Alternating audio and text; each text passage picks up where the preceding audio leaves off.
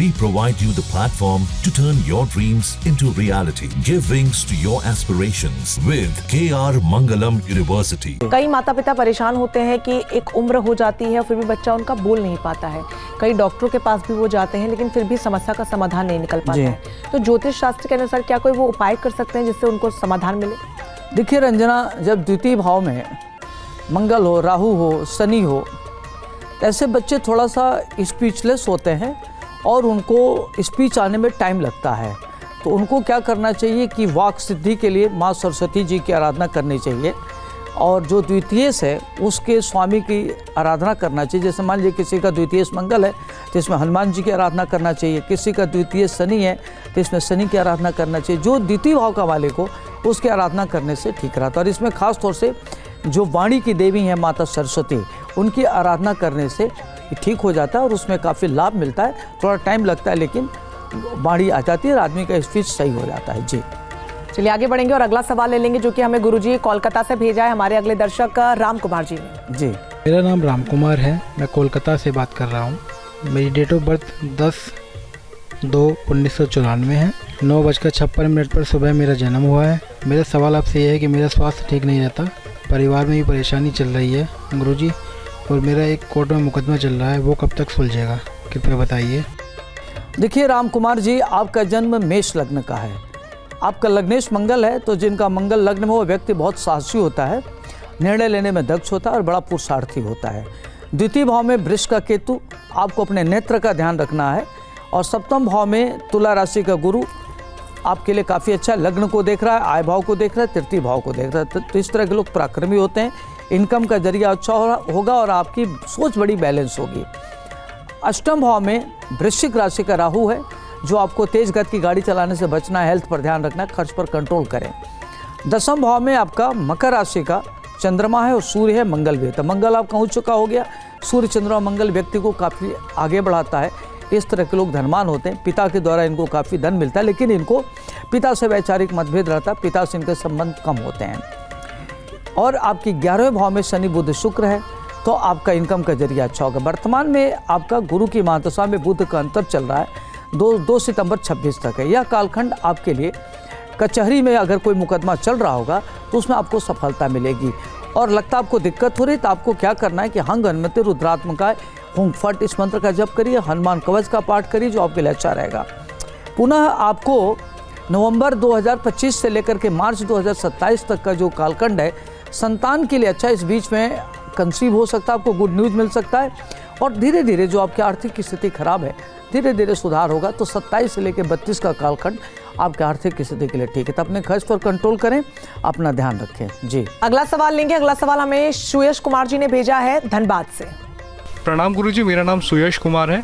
मेरा जन्म स्थान धनबाद झारखंड से है। मेरी जन्म तिथि 10 फरवरी 1996 है। जन्म का समय सुबह के 9:56 है।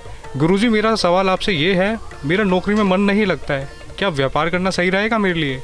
सुयश जी, आपका जन्म मेष लग्न का है और आपके छठे भाव में कन्या राशि का राहु है, सप्तम भाव में तुला राशि का चंद्रमा है। तो आपकी पत्नी काफ़ी अच्छी होंगी, उनके आने के बाद आपके परिवार में वृद्धि होगी, दाम्पत्य जीवन आपका अच्छा व्यतीत होगा। 9 भाव में धनु राशि का गुरु व्यक्ति को भाग्यशाली बनाता है, ऐसे लोग काफ़ी होनहार और प्रख्यात होते हैं। 10वें भाव में सूर्य बुध बुधादित्य बना रहा है, ये लोग पिता के द्वारा आगे बढ़ते हैं, पिता के परम भक्त होते हैं। 11वें भाव में इनका शनि मंगल बैठा हो, जो इनकम की जरिया को बढ़ाता है। 12वें भाव में मीन राशि का शुक्र आदमी को बड़ा धनवान बनाता है। इस लोग अगर गरीबी में भी पैदा होते हैं तो आगे बढ़ जाते हैं और बड़ा घर बनवाते हैं, गाड़ी होता है, लाइफ इनकी बड़ी लग्जरी वाली होती है, विलासतापूर्ण जीवन यापन करते हैं। वर्तमान समय में गुरु की महादशा में शुक्र का अंतर चल रहा है, जो 29 जनवरी 28 तक चलेगा। यह समय संतान के लिए बहुत अच्छा। अगर आप संतान को लेकर के परेशान हैं तो इस बीच में आपको नवंबर 2025 से लेकर के नवंबर 2026 तक संतान होने की संभावना बन रही है। और नौकरी के लिए समय आपका अच्छा, अगर नौकरी के लिए एफर्ट करते हैं तो आपको 3 सितंबर 2025 से लेकर के दिसंबर 25 के बीच में नौकरी मिलने की संभावना बन रही है। अभी आपको क्या करना है कि नौकरी में ही रहना है, जो नौकरी वर्तमान में करें उसी को कंटिन्यू करने के लिए, व्यापार करने के भी मत सोचें, क्योंकि आपकी कुंडली व्यापारिक नहीं है और अभी बीच में आपका प्रमोशन भी हो सकता है, आपके लिए अच्छा है। कुंडली में राज होगा तो अपना जो समय उसको कंटिन्यू करिए और नौकरी क्विट करने के बाद मत सोचिए। गुरुजी, एक समस्या लोगों के जीवन में ये भी रहती है कि निरंतर बहुत कोशिश करते हैं, बावजूद उसके सफलता उनको नहीं मिल पाती, तो ऐसे लोगों को क्या करना चाहिए? मेहनती तो बहुत होते हैं लेकिन रिजल्ट नहीं मिलता। देखिए रंजना, आपका प्रश्न बहुत अच्छा है। क्या होता है कि आपने देखा होगा कि जैसे एक क्लास होता है, एक क्लास में बच्चे होते हैं, विद्यार्थी होते हैं, सब पढ़ते हैं एक ही टीचर के द्वारा एक ही रूम में एक ही समय पढ़ाए जाते हैं। लेकिन कुछ बच्चे बहुत आगे बढ़ जाते हैं, कुछ बच्चे बड़े मेधावी होते हैं, कुछ एक्स्ट्राऑर्डिनरी होते हैं, कुछ लो कैटेगरी के होते हैं, कुछ मीडियाकर होते हैं। उसमें बच्चों का दोष नहीं है, ग्रहों का दोष होता है। जब उनकी ग्रह दशा अच्छी मिलती है तो बहुत आगे बढ़ जाते हैं। इसी तरीके से जिनका भाग्येश, लग्नेश, दशमेश की महादशा चलती है, ऐसे परिस्थिति में लोग कम मेहनत से आगे बढ़ जाते हैं, उनका भाग्य अच्छा साथ देता है, आगे बढ़ जाते हैं। ठीक इसी प्रकार से जिनका खष्टमेश की दशा चल रही है, अष्टमेश की चल रही हो, द्वादशेश की चल रही हो, ऐसे परिस्थिति में व्यक्ति मेहनत भी करता है तो उसको सफलता नहीं मिलती, दिक्कतें आती हैं। ऐसे परिस्थिति में उनको क्या करना चाहिए कि अपने भाग्येश को मजबूत करना चाहिए और भाग्य भाव के मालिक की आराधना करना चाहिए, पूजा करना चाहिए। उससे उनका भाग्येश मजबूत होगा, उसका स्टोन धारण करना चाहिए, तो उनका भाग्य साथ देगा और कम मेहनत में उनको बड़ी सफलता मिलेगी। तो अगर आप भी उन लोगों में से हैं जो निरंतर मेहनत कर रहे हैं लेकिन हार्डवर्क का फल नहीं मिल पा रहा, तो इन उपायों को अपनाएं और अपनी मेहनत का फल पाएं। आगे बढ़ेंगे, अगला सवाल लेंगे प्राची कुमारी जी का, जिन्होंने आगरा से अपना सवाल भेजा है। गुरुजी नमस्ते, मैं आगरा से प्राची कुमारी। मेरी जन्म तिथि 17/7/93 है। मेरा जन्म का समय सुबह 10 बजे है। मेरा सवाल ये है कि मेरी शादी कब होगी और शादी के बाद मेरा जीवन कैसा रहेगा?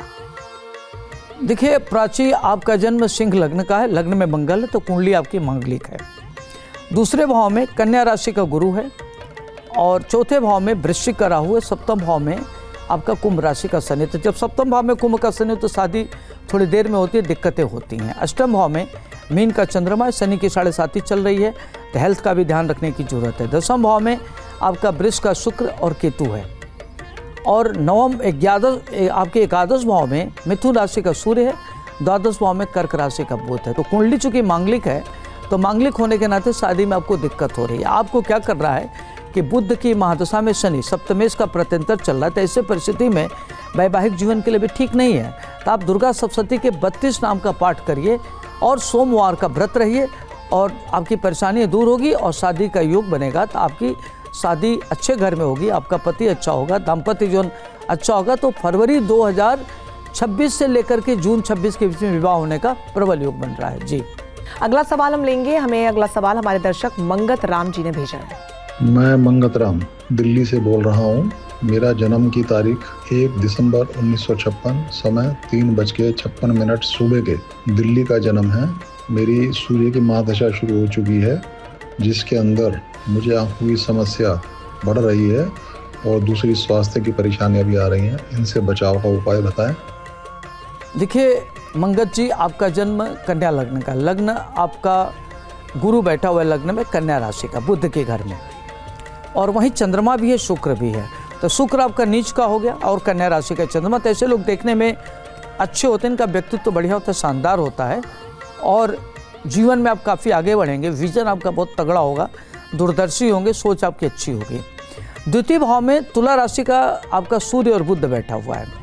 तो सूर्य यहाँ आपका नीच का है, साथ में बुध है, तो नेत्र की प्रॉब्लम हो सकती है। तो आपको अपने नेत्र पर विशेष ध्यान रखना चाहिए। कोई भी दिक्कत हो तो तुरंत उसका चेकअप वगैरह कराना चाहिए। तीसरे भाव में मिथुन राशि का शनि राहु, व्यक्ति बड़ा पराक्रमी होता है, ऊर्जावान होता है, मेहनत करके आगे बढ़ता है और सेल्फ मेड होता है।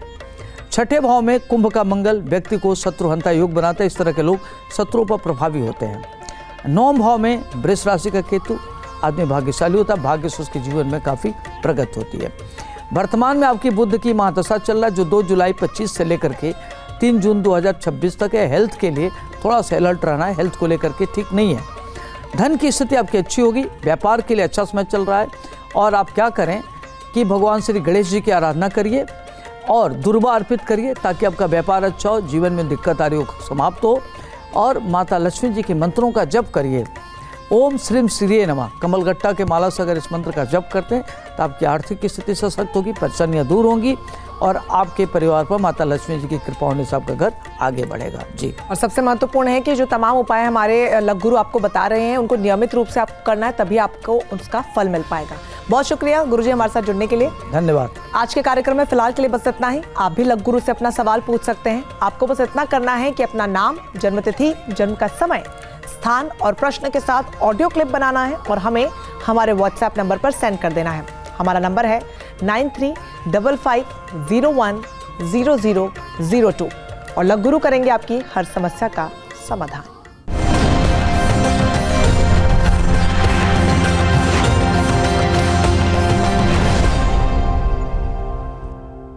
जहाँ भक्ति है हर शब्द में, कथाओं में छुपे हैं दिव्य रहस्य और ज्योतिष देता है जीवन को दिशा। धर्म से जुड़ी हर बातों को जानने के लिए हमारे चैनल स्तुति को सब्सक्राइब करें। चैनल पर जाने के लिए इस लिंक पर क्लिक करें।